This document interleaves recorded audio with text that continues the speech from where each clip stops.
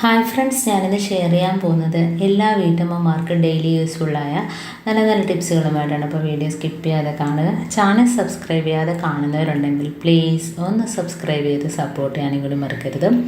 അപ്പോൾ നമുക്ക് ഇന്നത്തെ ഫസ്റ്റ് ടിപ്പിലോട്ട് കിടക്കാം. അപ്പം നമുക്ക് തുടക്കക്കാർക്കൊക്കെ തേങ്ങ പൊട്ടിക്കുന്നതിന് നമ്മുടെ കത്തിയൊക്കെ വെച്ചിട്ട് പൊട്ടിക്കാനൊക്കെ ഭയങ്കര പാടായിരിക്കും അല്ലേ. അപ്പം അങ്ങനെയുള്ളവർക്ക് ഇതേപോലെ ഒരു നൂല് ചുറ്റി കൊടുക്കുക കറക്റ്റായിട്ട്. അതല്ലെങ്കിൽ നമ്മുടെ തെങ്ങിൻ്റെ ഓലയുണ്ടല്ലോ, പച്ച ഈർക്കിൽ, അതൊന്ന് ചുറ്റി കൊടുത്തതിന് ശേഷം ഞാനിപ്പോൾ തുണിയെഴുത കല്ലിനകത്ത് വെച്ചാണ് അടിച്ച് പൊട്ടിക്കുന്നത്. അപ്പോൾ അങ്ങനെ പൊട്ടിക്കുമ്പോൾ തന്നെ നല്ല റൗണ്ട് ചെയ്ത് കിട്ടും കേട്ടോ. അപ്പോൾ വളരെ ഈസിയാണ്. അപ്പം പാടുള്ളവരൊക്കെ ഇങ്ങനെയൊന്ന് ചെയ്ത് നോക്കുക. കണ്ടോ, നല്ല റൗണ്ടായിട്ട് തന്നെ കിട്ടിയിട്ടുണ്ട് കണ്ടോ, വളരെ ഈസിയാണ്. അടുത്ത ടിപ്പിലോട്ട് കിടക്കാം. അപ്പോൾ നമ്മൾ മുരിങ്ങയില കിട്ടാത്തവരുണ്ടല്ലോ, മുരിങ്ങയില ഒട്ടും കിട്ടാത്തവരൊക്കെ, അപ്പോൾ നമ്മൾ മുരിങ്ങയില വെച്ച് സൂക്ഷിച്ച് തോരനൊന്നും വയ്ക്കുന്നത് ശരിയല്ല. എന്നാലും നമുക്ക് കിട്ടുമ്പോഴത്തേനും ഇതേപോലെ നുള്ളി വെച്ചതിന് ശേഷം നമുക്ക് കുറച്ച് ഉപ്പ് പൊടി ഉണ്ടല്ലോ ഒന്ന് ഇട്ട് കൊടുക്കുക. എന്നിട്ട് നല്ലോണം ഒന്ന് കുടഞ്ഞിട്ട് നമുക്കൊരു ബോക്സിനകത്താക്കിയോ പെട്ടിക്കകത്താക്കിയോ നമുക്ക് ഫ്രിഡ്ജിനകത്ത് വയ്ക്കാം. എന്ന് വെച്ചാൽ തോന ദിവസം ഒന്നും വെച്ചുകൂടാ. ഇപ്പം നമ്മൾ വൈകുന്നേരമൊക്കെ പിച്ച് വെക്കുകയാണെങ്കിൽ നമ്മൾ രാവിലെ എടുക്കുമല്ലോ പിറ്റേ ദിവസം. അപ്പം അങ്ങനെയൊക്കെ നമുക്ക് അത്യാവശ്യം കിട്ടാൻ സാധ്യതയില്ലാത്തടത്തുനിന്ന് ഇതേപോലെയൊക്കെ ചെയ്യുകയാണെങ്കിൽ അതിൻ്റെ ഫ്രഷായിട്ട് തന്നെ ഇരിക്കും കേട്ടോ. അപ്പോൾ നമ്മൾ ഉപ്പ് പൊടി ഇട്ടിട്ട് ഇതേപോലെ നാക്കി ടിന്നിനകത്തോട്ടാക്കി വെക്കുക. അടുത്ത ടിപ്പിലോട്ട് കിടക്കാം. അപ്പോൾ നമ്മൾ നെയിൽ കട്ടറൊക്കെ മുറിച്ച് കൂട്ടണമെങ്കിൽ നമുക്ക് ഇതേപോലെ മുട്ടത്തോടുണ്ടല്ലോ, അതിനകത്ത് ഇതേപോലെ ഒന്ന് കട്ട് ചെയ്ത് കൊടുക്കുകയാണെങ്കിൽ നമ്മൾ എത്ര പഴകിയ നെയിൽ കട്ടറാണെങ്കിലും നല്ല രീതിയിൽ മുറിച്ച് കൂടി കിട്ടും കേട്ടോ. ഇതേപോലെ ചെയ്യാത്തവർ ചെയ്ത് നോക്കുക. അടുത്ത ടിപ്പിലോട്ട് കിടക്കാം. അപ്പോൾ നമ്മൾ ഗ്യാസ് ബർണറൊക്കെ കംപ്ലൈൻ്റ് ആകുമ്പോഴത്തേന് ഗ്യാസ് നമ്മളറിയാതെ തന്നെ ഒരുപാട് ഗ്യാസ് അങ്ങ് തീരും, പെട്ടെന്ന് ഗ്യാസ് തീരും എല്ലാവരും പറഞ്ഞു കേട്ടിട്ടുണ്ടല്ലോ. അപ്പോൾ അതിനകത്ത് മഞ്ഞ തീയൊക്കെ വരാനും പൊടി കയറിയിട്ട്, അപ്പോൾ അങ്ങനെയൊന്നും ഇല്ലാതിരിക്കണം. ഇതേപോലെ കുറച്ച് പേസ്റ്റ് ആ ബർണറിനകത്തോട്ട് തേച്ച് കൊടുക്കുക. എല്ലാ ബർണറിലും ഇതേപോലെ ഒന്ന് തേച്ച് ഒരു 10 മിനിറ്റ് വെച്ചതിന് ശേഷം നല്ല ചൂടുവെള്ളത്തിനകത്തോട്ട് മുക്കി വയ്ക്കുക. അപ്പോൾ ഇതിനകത്ത് ആ ഹോളിനകത്ത് അടഞ്ഞിരിക്കുന്നതെല്ലാം പോകും കേട്ടോ. അപ്പോൾ ഇതേപോലെ നമ്മളൊന്ന് പേസ്റ്റ് തേച്ച് കൊടുത്തതിന് ശേഷം നമ്മൾ ഒരു 10 മിനിറ്റിന് കഴിയുമ്പോഴത്തേനും നമുക്കിത് ഒരു പാത്രത്തിനകത്തോട്ടാക്കിയിട്ട് ചൂടുവെള്ളം ഒഴിച്ച് കൊടുക്കാം. അപ്പോൾ നല്ല ചൂടുവെള്ളം ഒഴിച്ച് കൊടുക്കുക.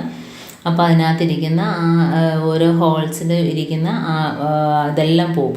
ബാക്കി നമുക്ക് ഇതേപോലെ ഒന്ന് മുകളിലൊക്കെ ഒന്ന് തേച്ച് കൊടുക്കുക. അപ്പോൾ ലാസ്റ്റ് നമുക്കൊന്ന് തുടച്ചെടുക്കുക. അപ്പോൾ ഇതിനകത്ത് പ്രത്യേകിച്ച് സോപ്പും കാര്യങ്ങളൊന്നും തന്നെ വേണ്ട, ഡിഷ് വാഷൊന്നും വേണ്ട. വെറും ഈ ഒരു പേസ്റ്റിൻ്റെ ഇത് വെച്ചിട്ട് നമുക്ക് ആ ഗ്യാസ് അടുപ്പ് ഫുള്ളായിട്ട് നമുക്ക് ക്ലീനാക്കി എടുക്കാം. പ്രത്യേകിച്ച് അതിൻ്റെ ബർണർ. അപ്പോൾ ബർണർ കംപ്ലൈൻ്റ് ആകുമ്പോൾ അതിനകത്തുനിന്ന് മഞ്ഞ തീയൊക്കെ വരാറുണ്ട്, പാത്രത്തിനകത്തൊക്കെ കരി പിടിക്കാറൊക്കെ ഉണ്ട്. അപ്പോൾ അങ്ങനെ വരുമ്പോഴത്തേന് ഗ്യാസ് ഒരുപാട് നമ്മളറിയാതെ തന്നെ തീരാറുമുണ്ട്. അപ്പോൾ അങ്ങനെയൊക്കെ ഇല്ലാതിരിക്കണമെങ്കിൽ നമ്മൾ മാസത്തിൽ ഒരു പ്രാവശ്യമെങ്കിലും ഇതേപോലെ ഒന്ന് ചെയ്ത് നോക്കുകയാണെങ്കിൽ നമുക്ക് അങ്ങനെ ഒരു കംപ്ലൈൻറ്റേ ഉണ്ടാവില്ല. ബർണറും പെട്ടെന്ന് ചീത്തയായി പോവില്ല.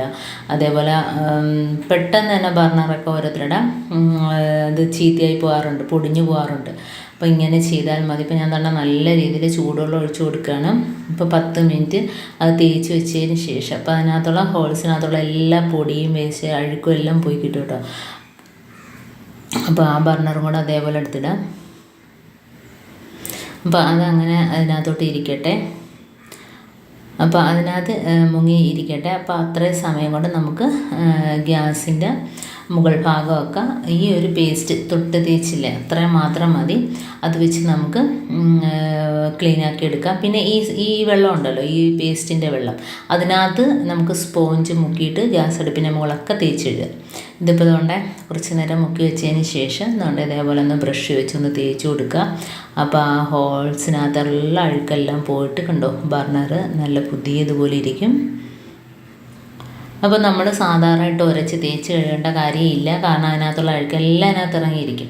വെറുതെ ജസ്റ്റ് ഒന്നിങ്ങനെ തേച്ച് കൊടുത്താൽ മാത്രം മതി കേട്ടോ.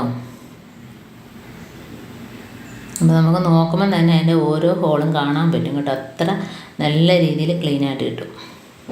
ഇനി ഈ ഒരു സ്പോഞ്ച് വെള്ളം വെച്ചിട്ട് തന്നെ നമുക്ക് ഗ്യാസ് സ്റ്റോപ്പിൻ്റെ മുകളെല്ലാം ഒന്ന് തേച്ച് കൊടുക്കാം. അപ്പോൾ ഇതേപോലെ തേക്കുമ്പം തന്നെ അതിൻ്റെ മുകളിലത്തെയുള്ള എണ്ണപ്പാടുകൾ അതേപോലെ കറിയുടെയൊക്കെ പാടുകൾ എല്ലാം കീറി ഉറഞ്ഞിട്ട് അഴുക്കൊക്കെ പോകാൻ പാടായിരിക്കും. തുരുമ്പിച്ചിട്ടുണ്ടെങ്കിൽ തന്നെ ഇതേപോലെ ഒന്ന് ആക്കി കൊടുത്താൽ മാത്രം മതി. കണ്ടോ? എന്നിട്ട് നമുക്കൊരു ടവൽ വെച്ച് തുടച്ചെടുക്കാവുന്നേ ഉള്ളൂ. വളരെ ഈസി ആയിട്ട് തന്നെ നമ്മുടെ ഗ്യാസ് സ്റ്റോപ്പിൻ്റെ മുകളൊക്കെ തേച്ച് വൃത്തിയാക്കിയിട്ടുണ്ട് കേട്ടോ. നല്ല രീതിയിൽ വെട്ടി തിളങ്ങുന്നുണ്ട് കേട്ടോ.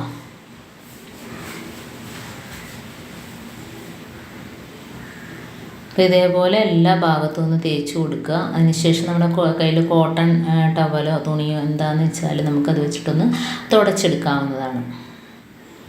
അപ്പോൾ അത്രയും സമയം കൊണ്ട് നമ്മൾ ബർണർ അതിനകത്തിരുന്ന് നല്ല രീതിയിൽ ക്ലീനായിട്ട് കിട്ടും. അപ്പോൾ ഇതിനകത്ത് വേറെ വിനാഗിരിയോ ബേക്കിംഗ് പൗഡറോ ഒന്നും തന്നെ ആവശ്യമില്ല. വെറും ഈ പേസ്റ്റിൻ്റെ ഇത് മാത്രം മതി. അപ്പോൾ കണ്ടോ, നല്ല രീതിയിൽ വെട്ടി തിളങ്ങുന്നുണ്ട് അതിൻ്റെ സ്റ്റീലൊക്കെ. അപ്പോൾ സ്റ്റീലിൻ്റെ അടുപ്പൊക്കെ ആകുമ്പോഴത്തേന് ഇതിൻ്റെ വ്യത്യാസം നമുക്ക് നല്ല രീതിയിൽ അറിയാൻ പറ്റും കേട്ടോ.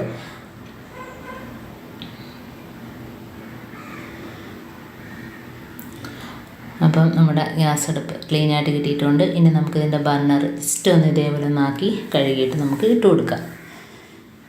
ഉണ്ട്, ഒരുപാട് ഞാനിട്ട് ഉരച്ച് ഇത് കഴുകിയൊന്നുമില്ല. അതിനകത്തുള്ള എല്ലാ അഴുക്കുമൊക്കെ പോയി കിട്ടിയിട്ടുണ്ട്. ഇനി നമുക്ക് ഇതിനകത്തോട്ടിട്ട് കത്തിക്കുമ്പം നല്ല നീല കളർ തീയാണെങ്കിൽ നമുക്കറിയാം ഒരു കുഴപ്പമില്ല, അതിൻ്റെ കരിയെല്ലാം പോയി കിട്ടിയിട്ടുണ്ടെന്ന്. അപ്പം നമ്മൾ ഇട്ടുടനെ കത്തിക്കാൻ പറ്റില്ല, കാരണം നനഞ്ഞിരിക്കുകയാണ്. ഇട്ട് കുറച്ച് ഉണങ്ങിയതിന് ശേഷം നമ്മളൊന്ന് കത്തിച്ച് നോക്കുക. അപ്പോൾ ഉണങ്ങിയതിന് ശേഷം ഞാനൊന്ന് കത്തിച്ച് കാണിക്കാം. ഇനി ഞാനൊന്ന് കത്തിച്ച് കാണിക്കാം. കണ്ടോ, ഉണങ്ങിയതിന് ശേഷമാണ്. കണ്ടോ, നല്ല രീതിയിൽ നല്ല നീല കളറിൽ തീ കത്തുന്നുണ്ടോ. അപ്പോൾ ഇതേപോലെ നമ്മുടെ ബർണർ ഒരു പൊടിയും കൂടാതെ നല്ല നീല കളറിലെ തീർത്തുകയാണെങ്കിൽ നമുക്ക് ഗ്യാസ് ഒരുപാട് ലാഭിക്കാൻ പറ്റും. പെട്ടെന്ന് തീർന്നു പോവില്ല. അതുപോലെ ബർണറിനൊന്നും കംപ്ലൈൻ്റ് ഇല്ലാതെ നമുക്ക് ഒത്തിരി നാൾ ഉപയോഗിക്കാനും കൂടെ പറ്റും. അപ്പോൾ ഇന്നത്തെ എൻ്റെ ഈ കൊച്ചു ടിപ്സ് നിങ്ങൾക്ക് ഇഷ്ടമായിരിക്കും. ഇതിലേതെങ്കിലും ഒന്ന് യൂസ്ഫുള്ളായിട്ട് തോന്നിയിട്ടുണ്ടെങ്കിൽ ഒന്ന് ലൈക്ക് ചെയ്യാനും കമൻറ്റ് ചെയ്യാനും സബ്സ്ക്രൈബ് ചെയ്യാനും മറക്കരുത്. അതേപോലെ ബെല്ലൈക്കൻ എന്നെ വിളിച്ചാനും മറക്കരുത്. എന്നാൽ മാത്രമേ ഞാനിടുന്ന ഓരോ വീഡിയോസും നിങ്ങളുടെ മുമ്പിൽ നോട്ടിഫിക്കേഷനായി എത്തുകയുള്ളൂ. അപ്പോൾ ഇനിയും ഇതുപോലുള്ള നല്ല നല്ല ടിപ്സുകളുമായിട്ട് വീണ്ടും കാണാം. അതുവരേക്കും താങ്ക്സ് ഫോർ വാച്ചിങ്.